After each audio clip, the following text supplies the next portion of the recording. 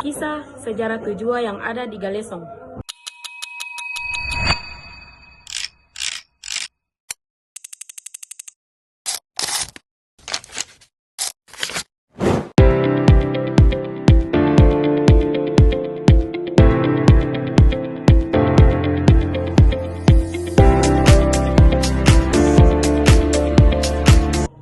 Bismillahirrahmanirrahim.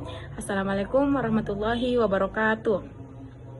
Alhamdulillah segala puji bagi Allah Subhanahu wa taala yang telah memberikan saya kesempatan untuk memaparkan materi saya. Salawat serta salam tak lupa pula kita kirimkan kepada junjungan Nabi besar Muhammad sallallahu alaihi wasallam. Pertama-tama, terima kasih kepada dosen pengampu mata kuliah filologi Ibunda Dr. Kasma F. Amin SS MPD yang telah memberikan saya tugas terkait naskah lama untuk diceritakan kembali. Untuk mempersingkat waktu, saya akan memaparkan materi tersebut. Selamat menyaksikan teman-teman. Nah, latar belakang naskah lama saya terkait kisah sejarah Tujua yang ada di Galesong. Kisah Tujua yang ada di Galesong berkaitan dengan legenda Tujua, sosok mistis yang diyakini makamnya dapat berpindah-pindah dan sulit ditemukan. Konon katanya, Tujua dipercaya sebagai makhluk gaib yang menghuni tempat tersebut.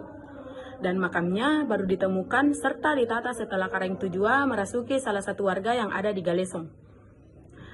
Cerita ini sangat menarik karena ini berkaitan dengan ketujuh bersaudara yang terkena cacat. Kisah ini terkait dengan kepercayaan animisme yang merupakan bagian dari budaya sebuah cerita rakyat di Galesong yang ada di Makassar. Fakta sejarah menunjukkan terdapat perbedaan antara cerita legenda yang menyebar di masyarakat. Perbedaan tersebut antaranya terkait durasi kemarau panjang di Sulawesi Selatan.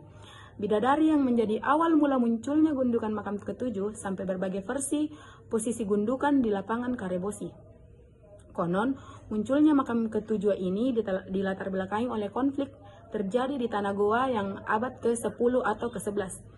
Goa kala itu dilanda perselisihan yang tak kunjung usai, sebab orang-orang beradu kekuatan untuk membuktikan bahwa dirinya lah yang paling hebat. Dalam buku-buku sejarah juga mencatat di Sulawesi Selatan itu sempat berlangsung kemarau panjang selama 56 tahun. Tetapi pada abad ke-13, pada masa itu juga diceritakan sosok turunnya Tomanurung. Menurut beberapa sumber, keberadaan makhluk gaib kisah Tujua di Galesong menganut paham animisme. Sebagai pemanfaatan jasanya pun tergantung orang yang meminta. Kepercayaan ini sering ditunjukkan untuk hal-hal yang tidak benar. Yang pertama itu berdoa, yang kedua itu menyembah, dan yang terakhir sebagainya. Kareng Tujua dan para pengikutnya terlepas dari kekhilafan, bukan menjadi mereka momok yang menakutkan. Kisah Kareng Tujua ini menjadi bagian cerita rakyat dan warisan budaya yang memperkaya pemahaman tentang sejarah, kepercayaan, dan cerita legenda. Adapun urutan nama-nama Kareng Tujua yang ada di Galesong adalah yang pertama itu Kareng Bau, anak tertua dikisahkan memiliki kelainan berupa cacat pada payudara karena diakibatkan sering mengungkap aib seseorang. Yang kedua itu ada Kareng Tene. Kareng Tene ini dikisahkan memiliki cacat pada berupa mata buta karena sering melihat dan mencari aib seseorang. Yang ketiga itu ada Kareng Kebo. Nah, Kareng Kebo ini dikisahkan memiliki cacat berupa kulit yang rusak karena sering memamerkan kulitnya yang putih dan mulus. Yang keempat itu ada Kareng Kanang. Kareng Kanang ini sering dikisahkan memiliki cacat berupa gila karena sering tertawa-tawa saat berdandan dan terlampau mengagumi kecantikannya sendiri. Yang kelima itu ada Kareng Puji. Kareng Puji ini memiliki cacat berupa lumpuh pada kaki diakibatkan sering menendang seseorang walaupun orang itu tidak punya salah. Yang ketujuh atau Kareng Bungko, anak terakhir, dikisahkan memiliki cacat berupa bisu karena suka menghina atau menghardik orang lain walaupun orang lain itu tidak punya salah. Anak terakhir ini yaitu Kareng Bungko ini dikisahkan pula bahwa dia merupakan paling jahat dan kejam di antara ketujuhnya. Dia lebih dikenal dengan Kareng Pepea yang ada di Galesong. Nah, setelah ketujuhnya itu mengalami cacat pada tubuhnya itu, mereka salah satu warga keluarga bangsawan Galesong menjadi malu. Biasanya, di masa lampau, keluarga kerajaan yang mendapat aib dan diasingkan ke tempat terpencil.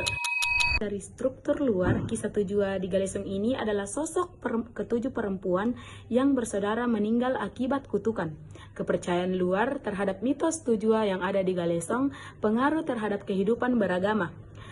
Konon katanya, dulu itu banyak sekali agama, entah itu dari agama yang diyakini orang-orang dulu, sampai detik ini pun masih dilestarikan oleh masyarakat yang ada di Goa.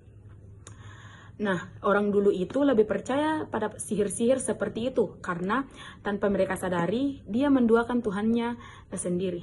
Itulah pemaparan materi saya terkait kisah Tujua yang ada di Galesong. Semoga apa yang saya paparkan dapat menambah pengetahuan bagi kita semua. Saya akhiri dengan wabillahi taufiq wal hidayah. Wassalamualaikum warahmatullahi wabarakatuh.